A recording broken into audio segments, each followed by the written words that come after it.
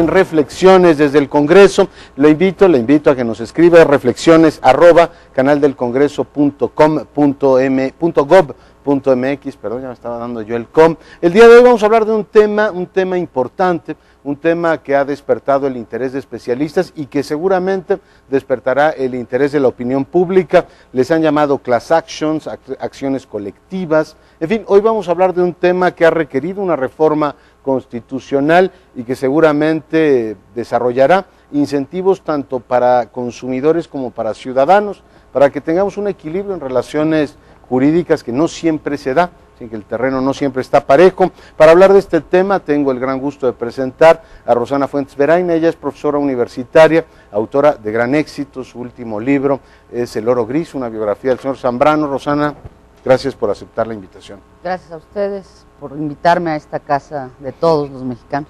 Esta es la casa de todos, nunca mejor dicho. Me acompaña también el subprocurador jurídico de la Profeco, Raúl García Moreno. Señor subprocurador. ¿Qué tal? Buenas tardes. Muchas gracias por la invitación a poder compartir estos temas con ustedes. Gracias por estar aquí. Daniel Gershenson es presidente y cofundador de la Asociación al Consumidor. Daniel, bienvenido. Muchísimas gracias, don Leonardo. Bueno, pues vamos a platicar del tema. Rosana, doctora, te pido que nos ayudes a ubicar el asunto. ¿Qué son las acciones colectivas? ¿Se puede efectivamente tomar el nombre en inglés directamente, class actions? ¿De qué estamos hablando? Mira, antes que nada se van a preguntar por qué estoy yo aquí. Y estoy simplemente, gracias, pero estoy porque uno tiene que entender que siempre es consumidor, siempre eres consumidor, todos somos consumidores totalmente Palacio o somos consumidores totalmente Pasillo, la cosa es que somos consumidores. Y aquí en este asunto de las acciones colectivas, lo que a mí me atrae, y yo estoy aquí también para aprender de los compañeros, es que creo que puede hacer algo equilibrado, como lo decías en la introducción, de relaciones jurídicas desequilibradas. Te faltó decir a quién beneficia. Beneficia también a los empresarios, beneficia a los empresarios que dan buenos servicios, beneficia a los empresarios que dan buenos productos, beneficia a los empresarios que dan buenos precios. A mí ¿qué me interesa? Bueno, pues yo soy ciudadana de tiempo completo, consumidora, no tanto como quisiera, a veces algo será. Pero sin duda me parece que las acciones colectivas, a mí como consumidora, lo que me abren es la posibilidad de decir, si a A le faltaron en un contrato, de la A a la Z no tienen que volver a hacer el juicio. Todos nos beneficiaríamos de que hubiera una acción colectiva y que alguien que prestó mal un servicio o dio un producto ineficiente sufriera una condena jurídica, no un chantaje, porque eso ya lo hablaremos de ello después, pero sí una sanción y por lo tanto tuviera que compensar por el mal servicio. Eso es. Señor subprocurador, esto, por ejemplo, implica que si algunos usuarios o que han comprado a una inmobiliaria o que han recibido, por ejemplo, sin pedirlo, estos mensajes que te dan a veces, o buzones, contestadoras que te dan en los teléfonos sin pedirlos, la acción que ejerza un ciudadano o un grupo de ciudadanos puede beneficiar a los demás. Sí, cómo no. En el tema de acciones colectivas, recordemos que son mecanismos procesales que otorga la ley precisamente para que una comunidad, un grupo pueda hacer valer sus derechos, y básicamente de una manera muy resumida estaríamos ante tres tipos de una clasificación que dividiríamos en tres: derechos difusos, los derechos de colectivos en estricto sentido, y los que comenta usted de incidencia, los problemas individuales de incidencia colectiva. En este sentido, la ventaja de este tipo de acciones es que evita la presentación de múltiples demandas individuales. Por un solo caso podemos resolver o podemos empujar a que tribunales se resuelvan asuntos de varios consumidores, de varios quejosos. ¿Pero implica también a la Profeco eso? ¿O es una cuestión solamente que vaya a tribunales? En este instante está previsto como una figura que se presenta ante tribunales, y efectivamente en la Profeco estamos inmersos en un proceso de revisión de la legislación que nos rige, para que precisamente también ante la propia Procuraduría se puedan presentar acciones administrativas pero que comprendan a un grupo de consumidores, para evitar la multiplicidad de demandas individuales, de reclamaciones individuales. Eso Es un mecanismo de acceso a la justicia y se trata de simplificar y abatir costos, de permitirle a la gente que pueda integrarse, incorporarse a esquemas de defensa que hoy por hoy está polarizado, está atomizado. O sea, es el ciudadano frente a una gran corporación. Así es. Con costos enormes. Daniel, una primera lectura de esto para nuestro auditorio. Pues nada, mi perspectiva es la de, como en el caso de la doctora Fuentes Verain, la de de entrada de un ciudadano, de un consumidor preocupado y que ha visto que en otros países esta figura ha tenido grandes beneficios, países latinoamericanos, países que no son tan diferentes a los nuestros. ¿En Colombia la introdujeron recientemente? No, en Colombia se remonta a 1991. A la Constitución. Así es un derecho constitucional, hay grandes especialistas en la materia y a mí me llama mucho la atención el que las personas con las que hemos tenido el contacto más directo nos dicen que muchas veces este tipo de acciones no necesariamente se tienen que ejercer para inhibir una práctica o para que la estrategia de negocios de una empresa que no está haciendo bien su tarea se modifique sustancialmente. Y como efecto disuasor, me parece que la acción colectiva tiene grandes beneficios. Tiene grandes beneficios. Doctora Fuentes Verain, esta, digamos, acción colectiva o class action ampara también a los pequeños accionistas. Tengo una duda sobre esto, si es la ley del mercado de valores la que los ampara, o también podrían un conjunto de accionistas, número importante, que se vean afectados por la decisión de un socio mayoritario, utilizar este tipo de instrumentos. ¿Tú tienes claro eso? Yo creo que ahí tendríamos que acudir a los expertos en jurisprudencia con respecto al mercado de valores. Lo que sí te digo es que lo que hace es nivelar el mercado, justamente. Creo que está sobradamente demostrado que yo no estoy en contra del mercado, al contrario, a mí me gusta mucho el capitalismo, el buen capitalismo, si lo queremos poner con adjetivos, ¿no?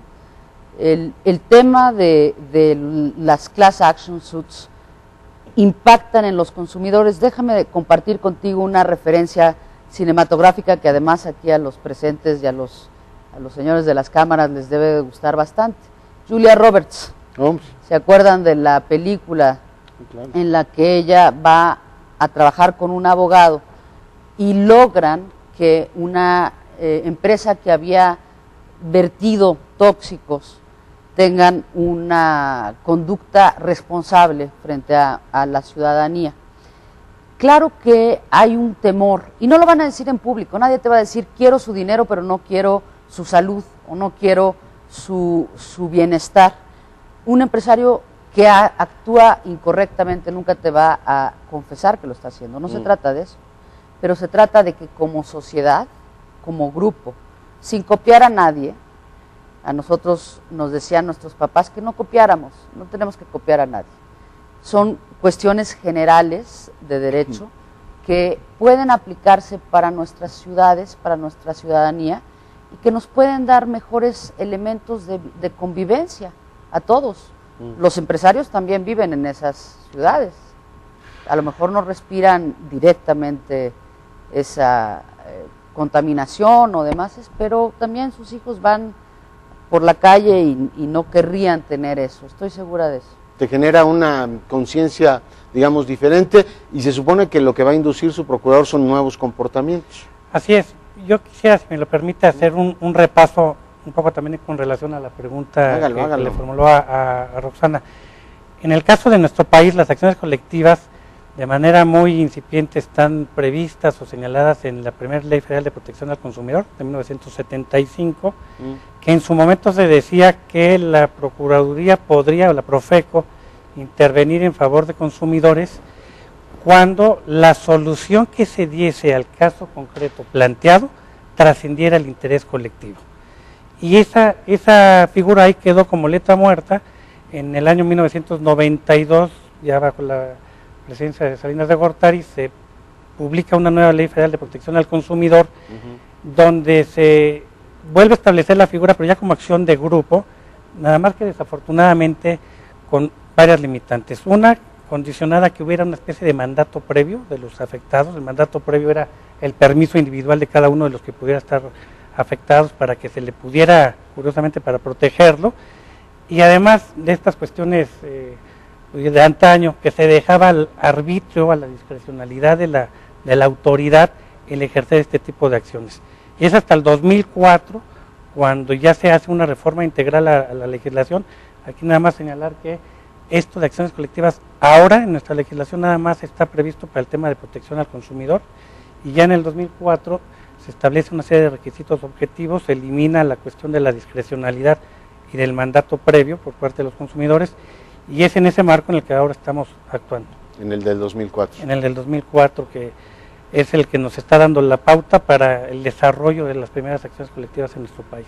Daniel, ¿induce nuevos comportamientos por parte de empresarios y consumidores? Y nivela el terreno de juego, Leonardo. Nivela.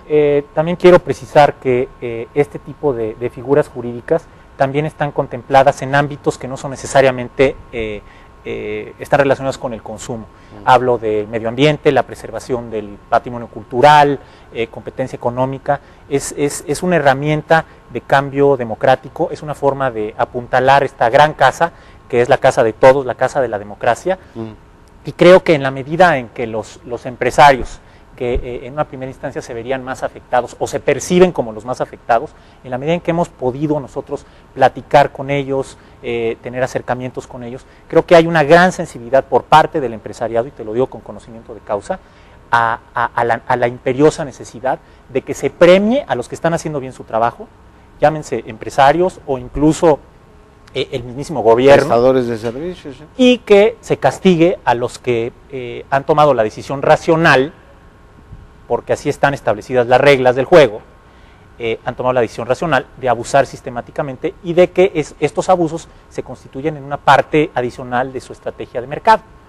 Son poquísimos estos empresarios, pero van yo creo que aún en el caso extremo de esas... ¿Por qué no nos das un ejemplo? Mira, la afectación... Sin dar, si quieres, nombres, para no meterte. La afectación... O sea, ¿cuál sería un abuso sistemático con propósitos de incrementar ganancias? Coloquialmente, el golecito porque marcaste una llamada que nunca hiciste a donde te guste, que no reconoces porque pues nadie en tu casa habla Timbuktu o Argentina, que muchas veces es una afectación pequeña, 30, 40 pesos, no vas a ir a Profeco a solucionar ese problema. Bueno, si eso lo multiplicas por un universo de cientos de millones de usuarios, pues ahí tienes el resultado de una práctica sistemática que constituye en los hechos una utilidad indebida. ¿Sí? O cargos extras por servicios que no piden. Así es, cargos adicionales, cobros excesivos. Yo creo que hay que apostar por el consumidor inteligente y responsable, pero hay que dotarlo de las herramientas para hacerlo. Así es. Es muy evidente para mí que se convierte en un vía crucis, con todo respeto, señor subprocurador, ir a presentar una queja para que la Procuraduría, no tenga dientes. Y entonces vamos individualmente al buen ciudadano, el que se toma el trabajo, el que va, y hablabas tú del caso inmobiliario. Y es en una unidad habitacional en donde comparten todos el problema que causa la queja, es para el departamento 305, y el del 306, pues si no fue y tuvo el tiempo y hizo, y ya no sucedió. Ahí es donde yo creo que los consumidores tienen que ser dotados de otras herramientas. Cuando yo empecé a ver en el Senado, que se originaba esto con el senador Murillo Caram, y en la Cámara de Diputados con el diputado Guerra, creo que estamos buscando todos herramientas. Esto no tiene que ver con los partidos. Eso es muy importante, porque si no, pues, ¿a quién le vamos a estar haciendo el caldo gordo aquí, no? No. Esto tiene que ver con los ciudadanos mexicanos, que necesitamos tener herramientas para poder ejercer de manera inteligente nuestros procesos de consumo, y también poder pues tener una interlocución más nivelada. Decía Dani que se trataba de algo en lo cual nivelas el terreno. Yo como consumidor alguna vez traté de enfrentarme a algún mal servicio, nada más que éramos un amigo abogado y yo contra, ¿qué te gusta del despacho del que venían los tiros, no? No, bueno. Pues ya, llega un momento en el que dices, Te rindes ¿sabes? antes de empezar. Sí, me doy, como...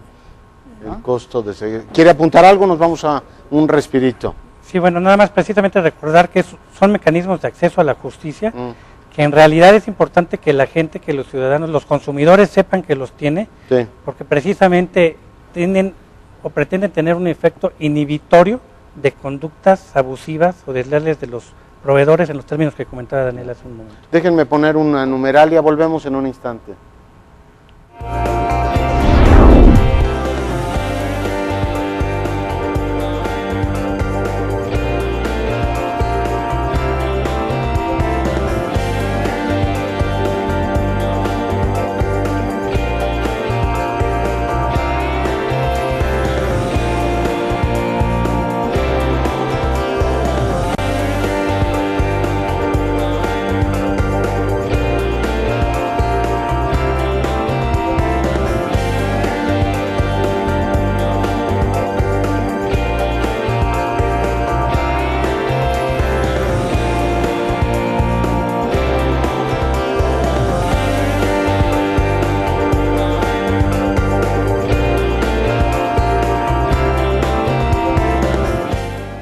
Bueno, y seguimos con estas reflexiones desde el Congreso. Yo quisiera plantearles ahora un tema, pero no abusar demasiado de su saber y su disposición, ligar un poquito lo que es la discusión sobre la formación de ciudadanía y el tema de los consumidores. A veces se sorprenden los visitantes extranjeros a este país, dicen, el tejido asociativo en México es débil.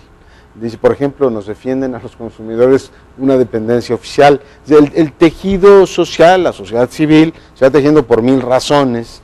Una de ellas es defender sus intereses como consumidor.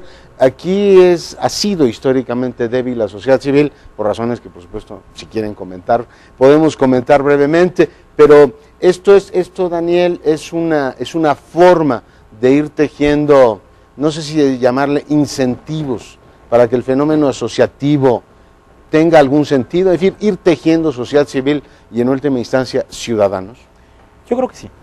Yo creo que quizás estamos empezando tarde porque venimos de un sistema muy sui generis que, en donde se tutelaban de alguna manera nuestros derechos. Se creó la Procuraduría Federal del Consumidor hace 30 y... ¿cuántos años, doctor? Hace 33, 75.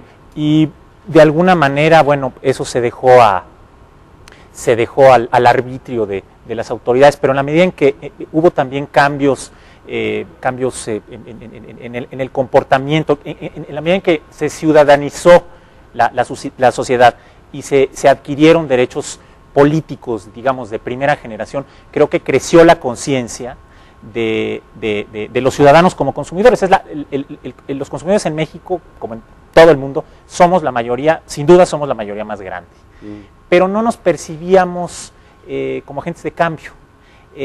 Sirvió de mucho el ejemplo de los Estados Unidos y de Europa, pero el hecho de que este tipo de figuras jurídicas hayan surgido en otros países latinoamericanos no me parece que sea un dato menor, y podemos aprender de ellos. Quizás estamos empezando un poco más atrás, pero creo que nos vamos a equilibrar muy pronto. Yo también quisiera añadir, abonando en lo que me está usted preguntando, quisiera añadir que esta es una iniciativa que evidentemente emerge de la sociedad civil, pero a la que se han subido académicos, figuras públicas, legisladores.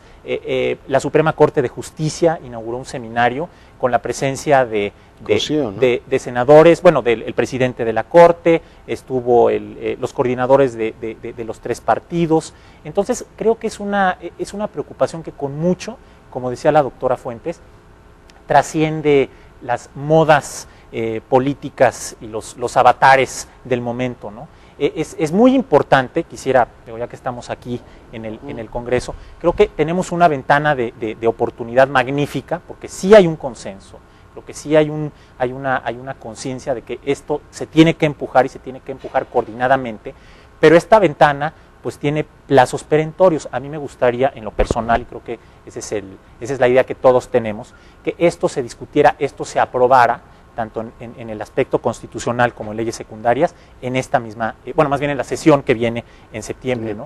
Para que no se contamine, para que no se politice, porque creo que la causa se entiende como tal, pero sí se va a desciudadanizar en la medida en que nos esperemos. Entonces, estamos trabajando en eso y creo que se va a obtener un buen producto, pero lo óptimo sería tenerlo ya en la sesión inminente Es una reforma políticamente neutra, ¿no? No es de derecha, izquierda o centro. Yo insistiría en que es un mecanismo de defensa, ya sea consumidor, ya sea ciudadano que se ve ante un problema de contaminación, cuestiones ambientales, ante cuestiones de salud. Este es el esquema de los famosos intereses difusos que se refieren a una comunidad indeterminada, el ejemplo que ponía la doctora con relación a la película de Julia Roberts. A veces se puede precisar la comunidad afectada, a veces no se puede. Por ejemplo, en el tema de la publicidad, cuando la publicidad es engañosa, pues no sabemos a ciencia cierta cuánta gente la recibió y con base en esa publicidad qué acción o qué decisión tomaron. Representación de intereses difusos se llama eso. Intereses difusos, es un poco lo que comentaba al principio. Los derechos colectivos van en función de las acciones colectivas van en función de estos derechos colectivos que tienen esta triple clasificación de difusos, relativos a una comunidad indeterminada, los propiamente, o los colectivos en estricto sentido, y aquellos individuales de incidencia colectiva, o que se clasifican también como intereses o derechos o acciones de grupo. Pero un poco retomando el tema que usted comentaba, efectivamente es un tema de educación y de conciencia por parte de los ciudadanos, por parte de consumidores, y es un tema en que tenemos que tener mucho cuidado en cómo lo diseñamos. Normalmente nos quejamos de que en nuestro país no tenemos luego protección o que no tenemos derecho, pero luego lo que no tenemos más bien es mecanismos eficaces para hacerlos valer. Y ahí estriba, y que bueno, recordando que estamos en el Congreso, tener el cuidado de diseñar reglas prácticas, porque de otra manera no estaríamos abonando a un esquema de seguridad jurídica, no estaríamos abonando a un esquema de certidumbre, y entonces una buena acción, un buen propósito, lo podríamos desdibujar si no tenemos esa precaución de tener reglas claras. Doctora Yo creo que lo que a veces no tienen algunos, ya saben qué es, pero el tema de fondo es que hay dinero mucho miedo para ir de compras, doctora. Hay mucho miedo de que haya chantajes. Chantajes desde la profesión de los que abusan del derecho, que yo no quiero decirles abogados porque me merece el mayor respeto, mi padre fue abogado, me merece el mayor respeto la profesión de abogado, pero gente que abusa de su conocimiento jurídico y va a buscar el beneficio en contra del Estado mexicano, de la empresa A o B o C. Este es un temor real y me imagino que el señor su procurador estaba refiriéndose a ello cuando decía que hay que ser cuidadosos, pero también no hay que ser medrosos ni desconfiados de nuestro tejido social al que hacía referencia. No se trata de socavar instituciones, sino de decir, es que está la Profeco, pero también está la apuesta a la iniciativa privada, a la asociación libre con base en lo que concite el interés de un grupo. Y ahí es donde a veces la iniciativa privada quiere que se haga la transformación del país, pero en los bueyes de mi compadre, ¿no? Ahí sí queremos que sean consumidores y tener más consumidores, pero no queremos que tengan más derechos. Sí queremos que ustedes vengan y ejerzan sus derechos de consumidor, pero no queremos que luego nos reclamen si no les gusta el producto. Entonces eso es muy incongruente. Si hablamos del fortalecimiento del fenómeno asociativo, yo creo que en nuestro país se vería muy beneficiado también para eso. Yo creo que tiene muchos efectos colaterales, dirían mis compañeros economistas. Uno de ellos es el fenómeno asociativo, nada más importante que el bolsillo. Y entonces si tú sientes que te están pegando en tu bolsillo y puedes, con un abogado que no sea un chantajista y con un buen proceso organizativo, hacer valer tu derecho a que se te escuche y a que si en el caso de que se me demuestre que hubo un abuso, se te compense, pues entonces eso va a crear tejido social. Eso es. ¿Entra digamos, en contradicción con alguna tradición liberal esto, doctora? De reconocer derechos solo al individuo. Porque he oído algunas objeciones sobre ese tema. ¿Entra en contradicción o no? Nosotros aquí tendríamos que pensar que no hay modelos puros. Yo creo que este es un acercamiento liberal en tanto que está pensando que el mercado es el mejor camino, pero desde Adam Smith, desde La riqueza de las naciones, hay una parte en donde Adam Smith dice que cuando dos personas dedicadas al comercio y a la empresa se juntan, van a ver cómo van a perjudicar a una tercera. Eso lo dice Adam Smith, no Karl Marx, lo dice Smith. El tema es, si es contra un planteamiento liberal, que haya acciones colectivas. Hablaba yo del mercado con adjetivos. Aún el más recalcitrante liberal tiene que reconocer que la mano peluda del mercado a veces necesita ser rasuradita. Muy grandota, además. Simplemente, si me permiten, yo creo que más que una contradicción, sería una cuestión de una evolución natural. El siglo XIX se caracterizó por un esquema de defensa de intereses individuales, del derecho subjetivo, ¿no? Y el siglo XX fue el parteaguas para comenzar a defender, a proteger los intereses y los derechos sociales. Paradójicamente México se quedó atrás, tuvimos una gran revolución social a principios del siglo pasado y sin embargo, como lo apuntaba bien Daniel, otros países en estos temas de defensa, de tutela de intereses y derechos colectivos nos han rebasado, como han sido Chile, Argentina, Brasil. Entonces aquí lo que tenemos que hacer es ponernos al día. De ahí, aquí estriba la importancia de la reforma constitucional que está, o del proyecto que está planteado en el Senado y en la Cámara de Diputados. ¿Qué artículo es el 17? El 17, es el 17, porque aquí, un poco volviendo a comentar, hoy por hoy existe la figura nada más en la Ley Federal de Protección al Consumidor, cuando en realidad lo adecuado es que proteja a todos otros sectores, vivienda, sector artístico, cultural, la salud, etcétera. Por eso es importante que se incorpore a nivel constitucional esta protección, para que de ahí se pueda ir desprendiendo la regulación secundaria específica e ir tejiendo este esquema de reglas claras que permitan también evitar abusos en la presentación de estas acciones. Con reglas claras, reglas procesales claras, podemos disuadir, podemos abonar a una mayor seguridad. Daniel. Pero esa es una ventaja comparativa, el hecho de que ya lo han trabajado mucho los brasileños, los chilenos, los colombianos, los argentinos, para no hablar de Estados Unidos, Europa. Estados Unidos se remonta 70 años, ¿no? 1938. Creo que ahí es donde podemos nosotros tomar las mejores experiencias y adaptarlas a nuestra circunstancia nacional, ¿no? Dice la doctora, y dice bien, que nos recordaban que no copiemos, pero sí inspirémonos. ¿Cuál sería la pieza legislativa que más, desde su punto de vista, se adaptaría, o sea, experiencias de otros países que más útiles nos resultan para legislación secundaria? Pues a mí me gustaría una variación del tema colombiano, porque Colombia contempla la figura de la acción popular, acciones populares para evitar que una empresa construya una gran obra de infraestructura en una reserva ecológica, una reserva natural.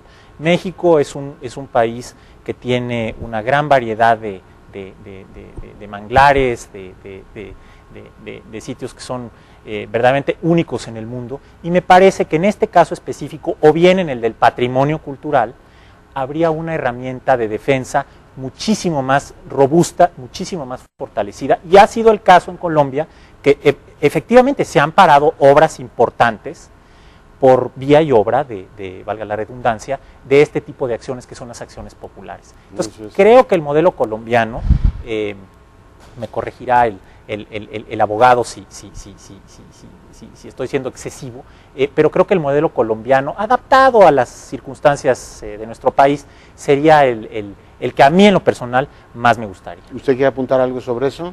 Sí, el modelo colombiano ya es un modelo muy desarrollado. En realidad, lo puedo decir así abiertamente, Colombia en este tema nos lleva años luz. Y efectivamente tienen la figura de la acción popular y tienen la acción de grupo. La acción de grupo tiene una conceptualización diversa a la que tenemos acá. La acción de grupo allá en Colombia la tienen prevista únicamente para cuestiones de resarcimiento de daños, para obtener indemnizaciones. En tanto la acción popular, que es a la que se refiere Daniel, se refiere a acciones que puede iniciar cualquier ciudadano, pero que van a tener una influencia y una consecuencia sobre una colectividad. La primera dijo era acción de grupo. La acción de grupo, que esa únicamente la inicia una colectividad, con miras a obtener un reconocimiento, un pago, una indemnización. En tanto que la acción popular, a diferencia de la acción de grupo, la acción popular la puede iniciar un ciudadano, cualquier persona, en lo individual, para obtener alguna medida precautoria por parte de un juez, evitar que se lleve a cabo alguna acción que pueda afectar los intereses de la comunidad, porque el beneficio de este tipo de acciones no es nada más la cuestión de sancionar, sino la cuestión preventiva. La cuestión o sea, si una refinería nos está afectando, podemos ejercer una acción de grupo, y si no queremos que se instale porque decimos que es una zona ecológica, la popular. Y que tenemos sospechas y que tenemos indicios de que pueda afectarse a una comunidad. Lo que se está alterando. Entonces, ese es el mecanismo que se está utilizando en Colombia, y que acá, y perdón si me voy al tema de asociaciones, por favor, tiene la bondad este proyecto de la reforma. En este país siempre se ha tutelado muchos de estos derechos colectivos por parte de partidos políticos o el Estado o el gobierno. Y aquí lo importante es que estas acciones las puedan iniciar grupos organizados de la sociedad civil. Totalmente. Para que no nada más. Yo decía no copiar, pero también no inventar el agua tibia. O sea, el tema es tenernos confianza como mexicanos en términos de ver lo que está sucediendo en el mundo. Está muy bien tomarnos 2 tequilas y decir como México no hay 2. Hay 192 países, algo estarán haciendo en uno o en otro que podamos estudiar, reflexionar, como se llama tu programa, y ver qué podemos tomar de eso. Yo creo que las acciones que se derivaran de algo como lo que estamos viendo, que se podría perfilar a partir de una iniciativa en el Senado y otra en la Cámara de Diputados, podría devenir en una nueva generación que ejerza derechos ciudadanos. Me dicen, ¿y qué pasa con los que no son consumidores? Es que las acciones colectivas no son nada más para quien consume. Está muy claro que antes se intermediaba, no le voy a poner nombre, pero todos sabemos que tiene uno de un héroe de la revolución. Hay alguien que invadía edificio o propiedad, terreno, lo que sea, y el líder hacía la intermediación. Si quieres voy a otra figura cinematográfica, Los motivos de luz, que estaba clarísimo que el líder invadía y él cobraba los beneficios de la gente que invadía con él. Termino con esto. El tema no es nada más para los que puedan consumir. Yo creo que es una nueva generación de derechos para los mexicanos, que si nos tenemos confianza unos a otros, empezando por los empresarios, de que serán mejores empresarios cuando haya más consumidores y mejores consumidores, y los partidos políticos que también tienen su cuota y que tienen que cederla. Tienen que ser. ¿Qué habilidad tiene para citar películas? Es absolutamente admirable. Vamos a una numeralia, volvemos al final, a la reflexión final.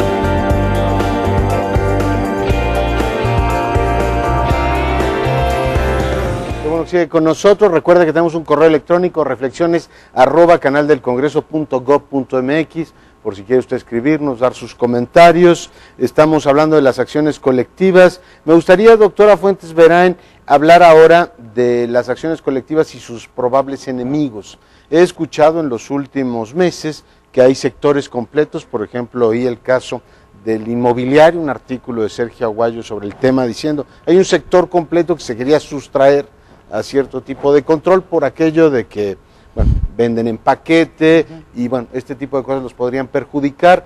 Hace unos días leía también irónicamente esto de que hay que comprar un seguro para que las aseguradoras te cumplan, de tal manera que los usuarios de seguros queden cubiertos. Imagino que en el sector financiero no necesariamente se verá así como con entusiasmo, serpentinas y confeti. El asunto es decir, ve uno que hay posibles enemigos a una reforma de este tipo, doctora. Sin duda habrá quien necesite acercarse sin prejuicios a esto y pensar que, aunque no vivamos ni en Noruega ni seamos daneses, se puede competir también de otra manera. Se puede competir diciendo, te voy a entregar en marzo, tomando los cálculos del caso, y entregarte en febrero. Y hacerte un prestigio empresarial de dar buenos productos y servicios. También se puede competir así. Sin duda va a haber quien buscara sustraerse. Estamos llenos, nosotros parecemos un queso gruyere, estamos llenos de razones para sustraerse. A mí no me cobres impuestos, a mí dame un subsidio porque yo soy especial, yo estoy hablando aquí del alimento de los mexicanos. Así estamos, Abel Quesada nos ha ilustrado en esto. Yo creo que lo que se necesita es los incentivos correctos para ser el gran proveedor de servicios, el gran constructor de México. Esos son los que van a venir. Así compiten en Europa, por ejemplo. Nos va cayendo ese 20 de que se puede competir con reglas parejitas y cumpliendo. Yo quisiera insistir, ese es el término. Es una cuestión de cumplimiento. ¿Quiénes deben de temer al ejercicio de este tipo de acciones? Pues el que incumpla. Y el que incumpla y que por ese incumplimiento genere daños o perjuicios a la gente, pues es el que tiene que pagar. Si yo soy un empresario, si yo soy un proveedor que estoy cumpliendo con mis clientes, a los que les estoy entregando sus bienes, sus productos, en los términos en que se los ofrecí, a los que les respeto sus garantías, a los que les respeto sus derechos, no tengo por qué tener ningún temor. Entonces, si incumplo, evidentemente el afectado tiene el derecho de llevarme a tribunales y de obtener de parte mía un resarcimiento, que eso es lo que se persigue en la acción colectiva. Es un mecanismo de defensa, pero ¿con qué objeto? Con el propósito de obtener un resarcimiento por el daño o el perjuicio que me causó un empresario, un proveedor que incumplió. Entonces, cité varios teóricos, su procurador. Recuerdo el caso de las gasolineras, en donde no solamente se erigió en un grupo de presión que le dobló el brazo al gobierno federal para los pagos con tarjeta o no, etcétera. En ese caso, en fin, pongo ese ejemplo que fue real, sucedió en este país. Eso no se puede erigir en grupo de presión y decir, a ver, o dejarlo como papel mojado, que se apruebe la reforma y que al momento de la ley o de la legislación secundaria se encuentren estos agujeritos. Sí, ahí definir el mecanismo, definir el procedimiento. En realidad, cualquier proveedor incumplido se verá sujeto a una acción de esta naturaleza. Esa es la bondad que tiene esta figura. Por eso es que hay que establecerla con reglas claras. Además, muchas de estas empresas, México tampoco es una isla, muchas de estas empresas son exitosas, son empresas globales, tienen presencia por lo menos en América Latina, en los Estados Unidos, donde hay acciones colectivas. Y ahí no se ha acabado el mundo para estas empresas. Las empresas son exitosas, estas empresas son empresas de vanguardia.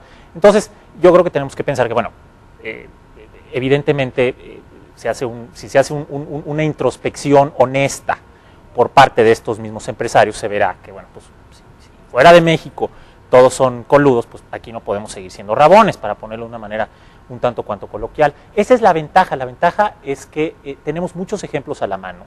Y estas mismas empresas que tienen filiales y tienen filiales sumamente exitosas en países donde hay acciones colectivas, no cometen los abusos que que pueden cometer aquí, porque es un problema de diseño, no son malas. Y también es este tema del beneficiario difuso.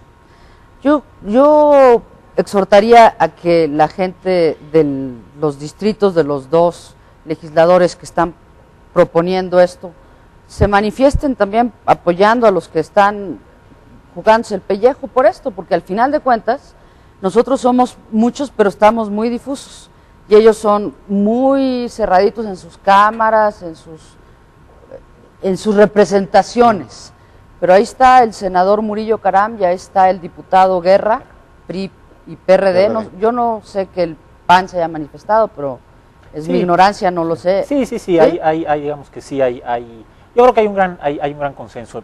Organizamos un evento en el ITAM, nos han ayudado mucho el Departamento de Derecho, quiero también hacerles un reconocimiento, porque ellos fueron los que han estado llevando la batuta junto con otros actores relevantes. Y bueno, pues hubo una diputada que fue en representación de Ruth Zabaleta, que me parece que es de Convergencia, hubo un senador panista, Jorge Osejo, en fin, yo creo que todos se quieren subir al carro porque al final del día es un tema que se ha vuelto políticamente correcto y políticamente rentable, y pues eso también se vale, ¿no? No, claro que se vale. Claro, a lo mejor el consumidor, el ciudadano tendría que llamar y decir, a ver, ahí está tu correo electrónico, a ver, señor senador o señora diputada, díganos qué está haciendo con respecto a esto. Porque al final de cuentas, de veras, ellos están, no quiero hacer esto ellos y nosotros, porque no me parece que México camine por un buen sendero si empezamos a hablar de ellos y nosotros. Ellos también son consumidores y creo que los beneficia también a ellos. Pero cuando menos que sientan el calorcito y también el calorcito y el calorcito. Es decir, no. Sí, que no estén solos, ¿no? Que haya un apoyo. En las prácticas estas de gobierno corporativo de las grandes empresas globales, ¿meten algo de esto del ciudadano o se adaptan a la legislación de cada país y dicen, si en este país se puede abusar, abusemos? Y si no se puede abusar, no. Es decir, lo ponen dentro de estos, igual que han incorporado la reflexión ecológica, etcétera, van metiendo esta idea de respetar al consumidor puede también ser un buen negocio, te puede dar prestigio, convertirte en una empresa, ¿cómo les llaman? Socialmente responsable. Es darle contenido. Pero sí se va incorporando esto. Yo creo que sí. Digo, tampoco me chupo el dedo. Obviamente, en esos países pues, pende una gran espada de Damocles. Ellos saben que les puede costar más caro el caldo que las albóndigas, y entonces pues se ciñen a un cierto comportamiento que con el tiempo se vuelve un hábito y se vuelve una magnífica apuesta para desmarcarse de otras empresas que quizás no sean tan socialmente responsables. Pero yo creo que esto es un instrumento que al final del día, vuelvo a repetir, nos beneficia a todos. Claro. Sí. Oponerse a esto es pues estar en contra de la historia. No quiero ponerlo en términos tan dramáticos, pero me parece que en la medida en que los consumidores en México, los afectados por algún tipo de problema ambiental, o sea, yo vuelvo a estos otros ámbitos donde el acceso a la justicia en México también se ha visto muy limitado, muy circunscrito. Y en los países en donde se ha ensayado esta figura, se han obtenido, de veras, grandes resultados. No es una panacea ni va a resolver de la noche a la mañana los problemas de México. Los más países. Son mecanismos inhibitorios. Hoy día llevamos 3 casos en la Profeco contra 2 líneas aéreas y otro último caso contra una inmobiliaria. Y entonces es importante porque en la medida en que los proveedores van viendo que ya se está ejerciendo, que se está cumpliendo la ley, que se está aplicando y que se está impulsando este tipo de acciones, pues van a tener por convicción o por conveniencia, pues tener que ajustar su actuación a lo que dice la ley. Ya. Doctora, terminamos con usted. Yo creo en el valor de las aproximaciones sucesivas, creo que se está construyendo, nada es una panacea, no tenemos una bala de plata que nos resuelva la vida, ojalá y alguna vez en algún ámbito público, privado, llegáramos a encontrar eso, pero no existe. Esto es solamente una instrumentación más de una convivencia basada en el derecho y en el respeto del otro. Doctora, pues gracias por estar esta noche con nosotros reflexionando desde el Congreso. Gracias a ti. Señor subprocurador, muchísimas gracias. Muchas gracias por la oportunidad de poder compartir con ustedes este tema. Licenciado Gershenson. Al contrario, Leonardo, Muchísimas gracias. Y gracias a usted que nos acompañó esta noche. Nos vemos la próxima. Yo soy Leonardo Curcio.